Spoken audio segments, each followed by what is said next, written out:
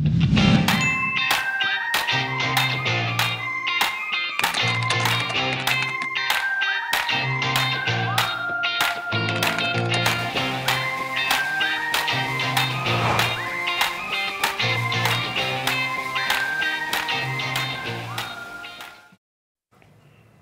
KB 부동산 앱 다운받으셔서 부동산 데이터들 꼼꼼하게 살펴보시고 워낙 또 큰 자산이니까. KB가 왜 부동산에 강한 줄 아세요? KB요? 네.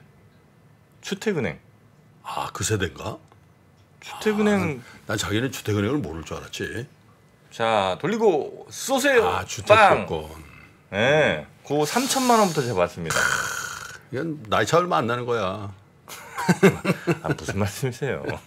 아, 주택은행하고 국민은행하고 합병을 했죠. 합쳤죠. 국민은행은 까치였어요, 이렇게. 아, 맞아요. 네? 국민은행 그 심볼이 까치. 맞아요, 까치. 네. 네, 국민은행 그 행장이 누구시죠? 지금 현재? 네.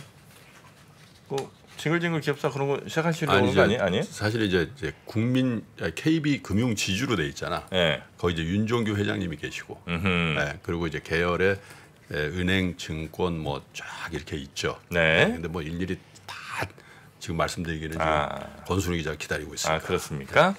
자, 그러면 우리 KB 부동산 앱과 부동산 함께 하시고요. 뉴스는 우리 권순우 팀장과 함께 하겠습니다. 어서 오십시오. 네. 국민은행장은 이재근 행장입니다. 아, 내가 알아요. 좀 전에도 뵀어요. 좀 전에 언제요? 아, 예. 저 3프로TV의 권순우 씨의 팀장입니다. 어서 오십시오. 빨리 뉴스 진행하시죠. 네. 자, 어제 그 제임스 블라드 그 세인트루이스 연방준비은행 총재가 올해 25bp씩 2번 더 인상해야 된다. 세게 빵 얘기했습니다. 그래가지고 증시에는 전혀 영향을 안 미쳤습니다. 근데 헛방이네.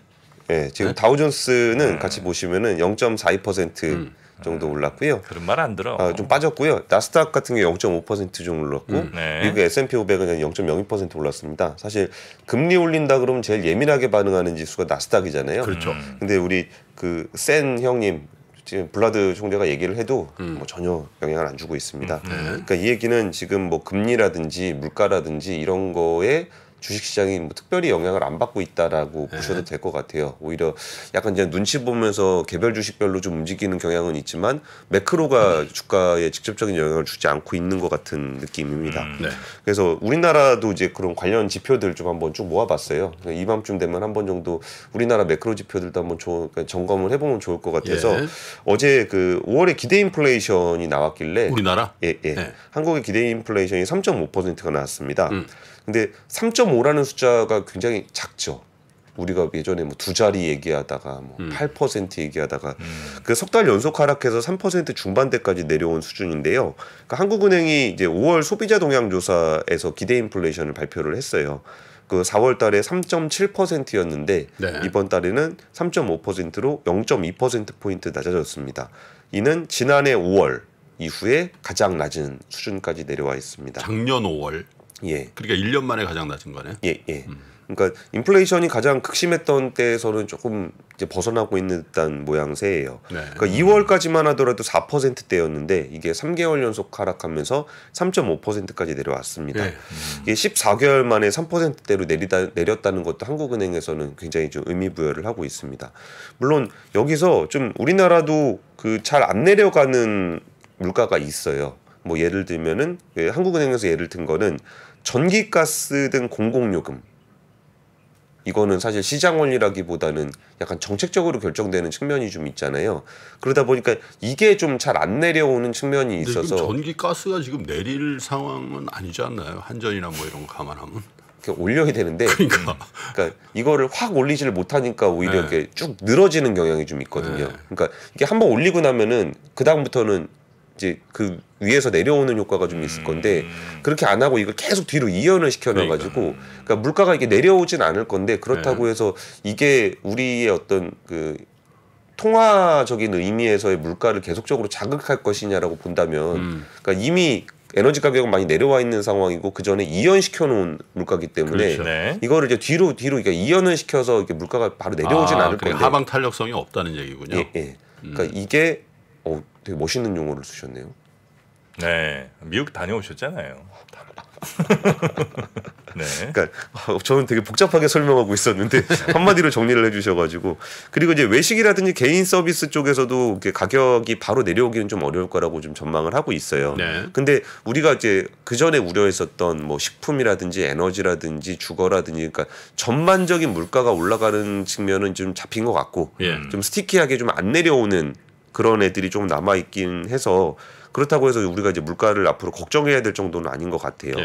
그리고서 이제 어제 수출 지표도 하나 나온 게 있어요. 우리가 또 물가하고 수출이 우리나라에서 되게 중요한데 국내적으로는 물가가 중요하고 대외적으로는 수출이 중요하잖아요. 그렇죠. 그러니까 20일 기준으로 해서 무역 수지가 나왔는데 또 적자. 또 안 좋던데. 43억 달러 적자를 기록을 했습니다. 이제 반도체나 반도체하고 중국이 키워드잖아요. 거기서 이달 말까지 이어지면서 15개월 연속 무역 수지 적자를 또 다시 기록을 하게 될 것 같아요. 에너지 수입 비용은 상당히 낮아졌을 텐데 그죠? 예, 에너지 수입. 원래는 작년에는 그것 때문에 적자를 한다고 그랬거든요. 에너지 수입 비용이 급증해가지고. 예. 근데 에너지 수입 비용은 상당히 낮아졌는데도 적자폭이 그렇게 확실히 안 줄어 보고 있어서 이제는 뭐 반도체도 사실 이제 경기 좀 탄다 그러니까 그런데 결국 빈자리가 큰 데가 중국인 거 아닌가 그런 생각 들긴 하는데. 그래서 이제 승용차만 혼자 버티고 있습니다. 승용차만 전년 동기에 대비해서 54%가 늘어나 있는 상황이고. 54%? 예. 근데 뭐 반도체에 비하면 승용차 수출량이 좀 작으니까 이게 반등은 안 되는 것 같아요. 반도체는 여전히 마이너스 35%, 석유 제품도 마이너스 33%인데 여기서 사실 그 반도체는 약간 좀 이렇게 기미가 좀 보이는 게 있는데 이게 석유 제품들은 사실 쉽지 않을 수도 있을 것 같아요. 중국 내 캐파가 많이 증설이 돼 있어가지고. 근데 사실 어저께 제가 중국 쪽 비즈니스 하시는 분들을 좀 만났었거든요. 근데 들리는 얘기가 그 중국이 그렇게 좀 펀더멘탈하게 별로 그렇게 좋아 보이진 않는데요. 그래도 이제 그나마 지금보다 좀 나을 것 같다라고 얘기하는데 뭐 한국에 관광객 오는 거 이런 것들은 좀 가능성이 있어 보인답니다. 근데 왜 이렇게 많이 안 와요? 그랬더니 너무 주문이 많이 몰려가지고 비자가 안 나온다고. 주문? 그러니까 비자 신청이 많아서? 예. 그럼 이제 오겠네요? 예, 그 수요는 꽤 있을 거예요. 우리 한국에서 처리하는 게 비자 아니에요? 그러니까 그쪽 한국 영사관에서. 그러니까 중국에 있는 영사관에서. 그러면 우리 빨리 자원봉사단 좀 모집해가지고 빨리 그거 처리가 안 돼서 중국 관광객이 안 한다는 건. 그러니까 단체 관광은 이제 큰 의미는 없을 거래요. 그러니까 단체 관광 쪽은 어차피 마진이 별로 안 되는 사업이라 그 사람들은 이제 와도 크게 한국의 경제에 기여하지는 않을 건데. 그래요? 예, 그럼에도 불구하고 한국 올려는 관광객들은 꽤 많대요. 단체가 돈 되는 거 아니었어요? 단체가 원래 돈 되는 거 아니었어요? 예전에는 그런 얘기가 좀 있었죠. 근데 단체로 받으면은 거기에 또 리베이트 주고 뭐 이런 거 하긴 그래.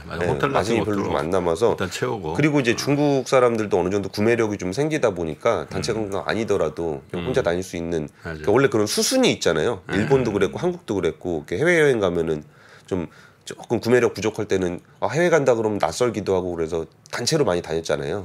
그리고 어느 정도 생기면은 자기가 검색해서 다니고 이제 이렇게 되는 건데 그런 단계는 좀 온 것 같아서 그러니까 지금보다는 좀 좋아질 것 같다는 얘기를 좀 하긴 해요. 근데 펀더멘탈하게는 조금 안 좋은 것 같다라고 얘기하고 있고요. 국가별로 보면은 중국이 마이너스 23% 전년 대비해서 많이 줄었고요. 좀 아쉬운 게 미국도 마이너스 2%. 미국도? 예. 그러니까 플러스인 국가가 별로 없는 것 같아요. 그래서 그러니까 수출 지표는 여전히 안 좋다라는 거고. 근데 이번에 이것도 조금 뭐 대단한 뉴스는 아닌 것 같긴 한데 추경호 경제부총리가 탈중국은 없다라는 정부 기조에 대한 입장을 발언을 했어요. 원론적인 얘기 아닌가요? 그러니까 원론적인 얘기라고 좀 봐야 될 것 같긴 해요. 이게 사실 요즘에 국제 정세가 한국이랑 중국이 좀 사이가 좀 멀어지고 있는 그런 분위기가 있는데 어제 국회 기획재정위원회가 있었어요. 거기서 국회의원들이 지금 중국은 우리의 제일 교역국이자 가장 중요한 경제 협력 파트너인데 이거 어떻게 할 거냐? 이렇게 좀 분위기가 너무 안 좋게 가는 거 아니냐라고 했을 때. 뭐 그런 거 아니다. 그럴 의도가 전혀 없다라는 점을 얘기를 했습니다. 근데 약간은 좀 원론적인 수준인 것 같긴 한데 그래도 이제 경제부총리의 발언이니까 한번 전해드리고 싶었습니다. 근데 이제 월말까지의 우리 수출 지표가 조금 더 안 좋아질 수 있는 게 작년보다 휴일이 하루 늘었단 말이에요. 다음 주 월요일 날이 부처님 오셨죠? 부처님 오신 날에서 네. 대체 공휴일이 올해부터 처음 생긴 거죠. 네. 그러니까 아마 뭐 일별로는 이제 다시 정산을 할 수 있겠습니다만은 월간으로 월 말로는 하루가 또 비기 때문에 더 안 좋지 않겠나 그런 우려도 좀 있네요. 네. 근데 부처님은 오신 날로 했지. 부처님 탄신일 뭐 이러면 되잖아요. 석가탄신일. 근데 우리는 왜 부처님 오신 날로 얘기할까요? 뭐 가셨나? 응? 가셨어? 아니 오셨잖아. 성탄일. 성탄. 하기야 이런 건 있네. 성탄은 아기 예수 있잖아. 네. 말구유에 있는 아기 예수님을 이렇게 상상하는데 부처님은 뚝 떨어지신 것 같은 느낌. 뭐 이렇게 이렇게 손 하나 들고 계신 거. 보리수 나무 밑에 딱 원래부터 계셨던. 여튼 다음 주 월요일이 그런 날이라 이거죠? 오셨습니다. 두 번째 뉴스는 이것도 뭐 약간 상징적인 의미에서 준비한 뉴스인데 대우조선이 이제 한화오션이 됐습니다. 한화오션. 참 애증의 기업입니다. 대우조선. 저도 이거 대우조선 이제 구조조정할 때 취재 많이 했었고 여기 뭐 분식 회계부터 해가지고 뭐 저것 때문에 CPA들도 감옥서 많이 가고 그랬잖아요. 그러니까 자살한 분도 있고 그죠? CEO도 자살하고 뭐 진짜. 그러니까 여기가 참 거기 뭐 직원이 뭐 수백억을 빼먹기도 하고 뭐 진짜 거제도 경기가 다 없어지네 만에 뭐 그런 기업이었는데 그 하나오션으로 이제 새 출발을 하게 됩니다. 그 10분기 연속 적자거든요. 근데 그래도 우리가 3년치 이상의 일감을 가지고 있긴 해요. 한 40조 정도의 수주 잔액을 보유하고 40조? 있어서 그러니까 이제 좀 좋아질 수 있을 거다라는 생각이 좀 드는데 이게 22년 만에 민영화가 됐거든요. 그러니까 참 이제는 그 한화가 대우조선을 인수를 하게 됨으로써 좀 정상적인 기업으로 잘 만들어지기를. 그게 이제 민영화라는 말씀이 이제 산업은행에서 대주주를 하고 있다가 그 대주주가 한화그룹으로 바뀐 걸 이제 민영화라고 얘기한 거예요. 그렇죠. 예전에 대우그룹 망할 때 거기에 구조조정 차원에서 산업은행의 그 지분을 가지고 있다가 여기가 민영화한다고 한 6번째 민영화를 시도를 했었어요. 그 중에 제일 마지막 케이스가 그 현대중공업이 인수를 하려고 그랬다가 유럽연합이 반대를 해가지고 못 가져갔던 거를 이번에 이제 하나그룹이 인수를 하게 됐습니다. 그러면서 대우조선 인수를 통해서 이걸 단순히 선박회사가 아니라 친환경에너지, 방산, 우주항공 이런 것들을 이제 연계를 해서 좀 그룹의 포트폴리오를 가져가고 있어요. 그래서 1분기 실적 같은 경우는 매출액이 15% 정도 증가하긴 했는데 영업효과가 여전히 628억이에요. 아 그래요? 영업 손실 같은 경우도 전분기 그러니까 전분기에 한 4천억 정도 됐었거든요. 근데 그게 한 600억대로 줄어들었고 2분기에는 좀 흑자 전환을 할 수 있을 거다라고 좀 전망을 하고 있습니다. 거기서 또 지금 있는 수주 잔고 중에는 상당수가 이제 수익성 높은 LNG 운반선들이 많이 좀 있어서. 하필 어제 조선주가 폭등을 했던데. 어제 폭등했잖아요. 폭등을 해버렸다고. 폭등했습니다. 폭등. 좋은 거죠. 또 들어갔어? 저요? 조선 원래 있었잖아요. 한조회. 한조회. 우리 아시잖아요, 그분. 하도 많아가지고. 지난번에 정리할 때 정리 안 하셨는 모양이지? 아니 정리했는데 한조회만큼 내가 버릴 수가 없더라고요. 얘는 딱 보이는 거예요. 제 눈에. 조선이다. 아니 근데 정프로는 내가 볼 때 돈을 벌려고 주식하는 게 아니라 방송을 위해서 주식하는 것 같아. 조선의 국모를 모셨을 때 뭐 할 얘기가 없잖아. 한조였으면.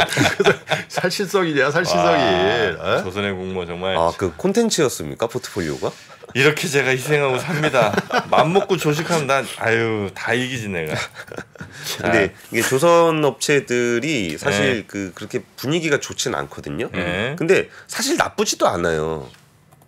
뭐가요? 조선이? 그러니까 예전에는 수주 잔고를 기준으로 조선주를 많이 봤었어요. 근데 수주로 보통 움직이기도 하고 실적으로 움직이기도 하는데 그러니까 수주 좋을 때는 뭐 실적이 안 좋다라고 좀 나쁘게 평가가 되고 이제 실적이 좀 개선이 될 거거든요. 그러니까 그 전에 받았던 수주 잔고들이 좀 있으니까. 그럼 이제 수주가 그러니까 이제 실적이 좀 좋을 시즌이 되면은 또 수주가 별로라고 또 얘기가 또 나올 것 같아서. 그러니까 글로벌 물동량이 좀 감소를 해서 시황 자체가 그렇게 좋은 편은 아닌데 그럼에도 불구하고 좀 올해 절대 수주량은 좀 감소를 했어요. 그럼에도 불구하고 수주 잔액은 늘어났거든요. 이게 뭐냐면 싸구려 배들은 다 그냥 중국 하라 그러고 좀 이게 여기서 좀 수익 좋은 배들만 우리가 갖고 오고 있다는 거예요. 그러니까 수주량이 감소를 하는데 수주 잔액이 높다는 건 단가가 높아진다는 얘기잖아요. 수익성이 개선된다는 얘기고. 그리고 이제 작년 재작년 좀 안 좋았던 게 이제 그 원자재 가격이 되게 비싸가지고 그렇죠. 그것 때문에 실적이 많이 까였는데 지금은 그것도 많이 내려와 있는 상황이에요. 그래서 지금 이제 클락슨 리서치에서 신조 성과를 발표를 하는데 이달 한 열흘 정도 된 것 같은데 168을 기록을 했어요. 168이면은 올해 1월에 162였으니까 그거보다 계속적으로 1월 달부터 계속 오르고 있다라는 얘기고 이게 지난해 5월에 160선 넘어선 이후에도 계속적으로 좋은 거예요. 그러면은 이게 160선이 어느 정도냐면 2009년 이후에 최고치입니다. 그러니까 조선 성과는 지금 계속적으로 올라가고 있어서 나쁘진 않은데 옛날에 수주했던 것들 그 별로 채산성 없이 수주했던 것들은 대부분 다 이제 끝나가나요? 그거는 비용 처리 다 하느라 계속 적자가 된 그런 거죠. 게 문제지 항상. 그러니까 요게 다 적자로 기록이 됐었던 거고 지금부터 나오는 것들은 괜찮은데 사실 그러니까 제가 이게 큰 변화가 있다라고 보진 않지만 괜찮다라고 말씀을 드리는 게 우리가 되게 큰 변화 하나를 기대하고 있는 게 있거든요. 그 친환경 선박. 그러니까 지금 배들이 친환경 선박으로 전환이 되면은 그때부터는 정말 또 다른 게임이 펼쳐질 거거든요. 전기배는 안 됩니까? 전기배는 안 돼요. 전기배 안 돼? 전기배는 안 되고 배터리 좀 한 1톤짜리 배터리 전기배는 안 되고 안 돼? LNG 추진선 깔끔한데 아니면 저 수소 연료 전지 요까진 가능. 근데 저건 안 됩니다. 배터리 넣고 가는 건 안 돼요. 연료 전진 가능. 정프로 다 공부했잖아요. 태양광 안 돼. 태양광 유주선은 보면 딱 거기 완전 태양광 패널로 깔면 되잖아. 우리 범선으로 가시죠. 범선. 바람으로 가면 친환경이네. 풍력이지 그게. 그래서 근데 조선은 옛날에 한참 막 조선 막 좋다고 할 때 야, 어차피 조선은 수주로 가는 거다. 들어갔죠? 수주 이렇게 잘 되는데 왜 안 올라? 실적이 안 나와. 실적이 안 나오는데. 아니 그럼 실적으로 간다고 처음부터 얘기해야지. 실적이 좀 나와? 수주가 안 돼. 수주가 안 돼. 어차피 조선은 수주 산업이래. 이게 뭡니까? 그러나 이제 최근의 분위기는 그걸 뛰어넘고 있다. 네, 고맙습니다. 그러니까 뛰어넘는 정도까지는 아닌데 그래요? 그래도 이제 나쁘지 않다라는 거고 여기서 좀 그 조선업계에서 계속 했던 게 여기에 이게 트리거라고 보긴 좀 애매한데 그 현대미포 조선의 주문이 별로 없었어요. 근데 그거를 이번에 컨테이너 좀 4척인가 수주를 하고 4천억 정도 수주가 된 게 있는데 사실 현대미포에서 기도했던 거는 컨테이너보다는 탱커였어요. 그 석유 운반선. 원유 운반선 주전공이지. 네, 그게 좀 나와주면 화학 운반선에. 그게 좀 나와주기를 기대하고 있었는데 그게 조금 약한 게 하나 있고 단기적으로는 중장기적으로는 이제 메탄올 선박으로 갈 거냐 LNG 추진선으로 갈 거냐 뭐 이런 것들에 대한 친환경 선박 이슈가 좀 있어서 그 조선주 가지고 계신 분들은 이런 뉴스를 앞으로 나오는 걸 좀 기대하시면 좋을 것 같습니다. 어떤 생각이냐면 그 경쟁이라는 측면에서 중국, 한국에는 없거든요. 네. 물론 이제 뭐 일본의 일부 자선 위주의 그게 있는데 그러면 이제 다른 나라가 이런 형태의 대형 조선사에 도전할 때가 있냐? 사실 별로 없어요. 지금 뭐 한다고 그걸 하겠어. 그래서 사실은 이제 중국 조선사와 한국 조선사가 일종의 과점 체제를 맞는 거거든. 그죠? 근데 여기서 한국 조선사가 하나 더 해야 될 게 부가가치 높이는 일을 굉장히 더 많이 하면 돼요. 어떻게? 그 프랑스의 그 무슨 회사죠? 그 LNG 그거 이런 거 다 거기에 뭐 그 설계사 로열티 엄청 주거든. 그리고 뭐 큰 뭐 해양 플랜트의 설계 이런 것 다 영국이나 프랑스 회사 주고 그러잖아. 그래서 그런 것도 부가가치를 굉장히 높이는 일을 동시에 갖고 오자. 근데 이제 대우조선해양 이제 산업은행 체제를 있으면서 사실 전략적인 투자를 못 했거든. 그래서 내가 아는 분이 거기 이제 저 임원으로 가신 분이 있는데 한번 만났더니 거기 사무동이 있을 거 아니에요. 그러니까 모닝 있잖아요. 모닝 차가 그 열 몇 대가 쫙 있더래. 그래서 이게 그냥 그 야드가 넓으니까 거기 이제 왔다 갔다 하는 차가 그랬더니 그 임원용 차를 하더만. 비용 절감하느라고. 잘한 거지. 집에 가면 차 2대 더 있어요 그 집에. 그래. 페라리 막 있고. 어쨌든 이제 시간이 많이 돼서 세 번째 뉴스 빨리 전해드리겠습니다. 말 많던 뉴스 재평이 결국 중단. 네이버 카카오 이래선 안 돼라는 제목의 기사인데요. 포털 뉴스에 대한 그 규제 움직임이 굉장히 좀 강하게 나타나고 있어요. 국민의힘을 중심으로 얘기가 나오고 있는데 여기에 이제 사회적 책임을 강화하는 언론 중재 및 피해 구제에 관한 법률 제정안까지 좀 발의가 돼 있는 상황입니다.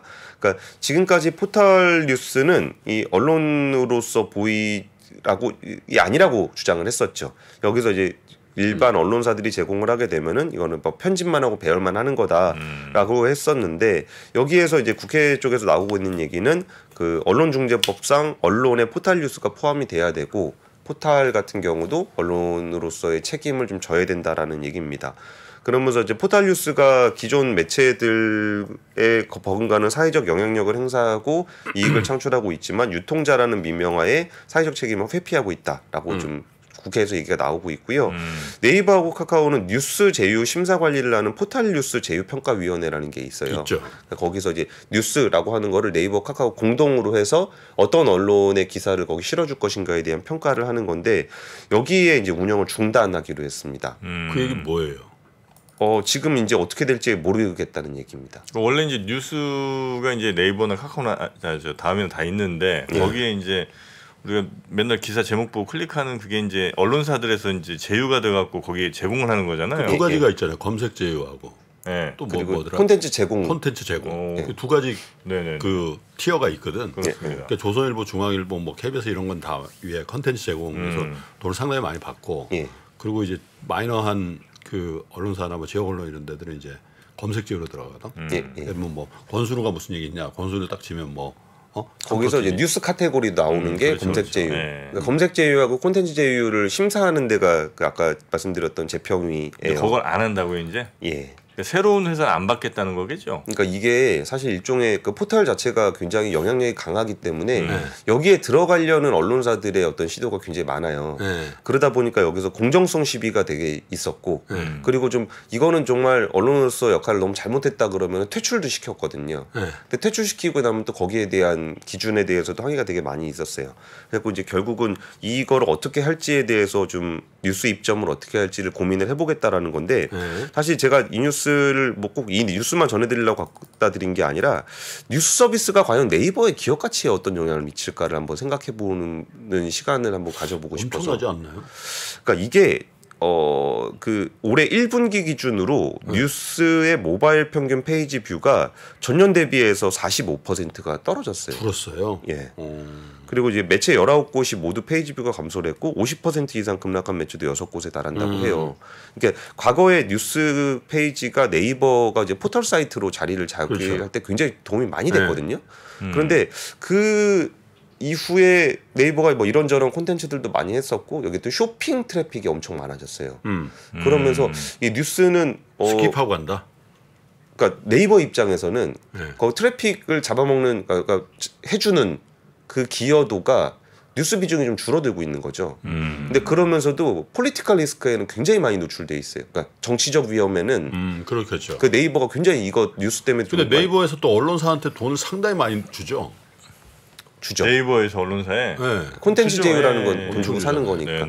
그러다 보니까 네이버의 기업 가치에서 뉴스가 차지하는 비중이 좀 더 줄어들고 있는 상황이고 여기에 대해서 이제 규제까지 되고 있는 상황이어서 그러니까 이 뉴스를 네이버에 우리가 이제 이거를 정치적으로나 뭐 미디어적으로 이 뉴스를 해석할 수도 있겠지만 우리가 만약에 네이버 투자자라면 이게 네이버의 뉴스의 가치가 어느 정도 영향을 미칠까도 한번 생각해 보시면 좋을 것 같은 그걸 생각하면서 뉴스를 생각하지는 않는데. 그죠? 구글은 그렇죠. 그렇죠. 그래서 이거 구글은 뭐죠? 검색 광고, 검색 광고. 광고를 보러 구글을 가지는 않잖아요. 구글에 왜 가냐고요? 구글 왜 가지? 검색이 제일 강력한 엔진. 그런가? 네. 그렇죠. 뉴스 보러 구글 가는 경우 우리나라에서는 별로 없는 것 같아요. 없지. 네. 외국 사람들은 뉴스 볼 때 그러면 그냥 그 뉴스 사이트를 들어가시나? 그렇죠. 구글에서 눌러도 바로 그 사이트로 가죠. 그런 거 같은데. 그러니까 뉴욕 타임스 가고. 그러니까 어떤 구조로 돼 있냐면은 네이버의 콘텐츠 제휴라고 그러면 네이버에서 뉴스 버튼을 누르면 네이버 뉴스가 나와요. 콘텐츠를 사서 네이버 안에 있습니다. 구글은 그걸 누르면 언론사로 언론사로 바로 가죠. 네이버 페이지 안에서 그냥 해당 언론사 기사를 읽는 거고. 그리고 네이버는 그 포털의 특성 자체가 점점 그렇게 변했는데 여기서 자료를 검색한다라기보다 그 안에 데이터가 굉장히 많아요. 뭐 네이버 플레이스라든지 아니면 블로그라든지 이게 한국어 데이터들이 되게 많잖아요. 맛집 검색할 때는 구글보다는 네이버가 좀 낫잖아요. 네. 근데 자료 검색할 때는 구글이 좀 더 낫고. 그래서 이게 포털 사이트별로도 그런 성격들이 좀 달라지는 모습들이 좀 있어서 그러니까 기업 가치 분석하실 때는 그 포털이 가지고 있는 경쟁력에 대해서도 좀 보시면 좋을 것 같아요. 네. 자, 뉴스 3 오늘은 여기까지 하고요. 시간이 흘러도 변하지 않는 여러 가지 원칙과 사고 체계는 존재하거든요. 네. 대가들의 사고 체계, 투자 기법이 아니라 생각의 방법. 그런 거를 분해를 해서 재구성을 해서 하나의 어떤 틀로 조합을 하는 과정이 필요한 것 같다. 라쿤 자산운용 홍진채 대표의 거인의 어깨에 19년간 초과 수익을 달성한 그가 어떻게 주식 대가들의 투자법을 활용했는지 이 책에서 최초로 공개합니다. 대가들의 검증된 투자법을 여러분의 눈으로 직접 확인하시죠.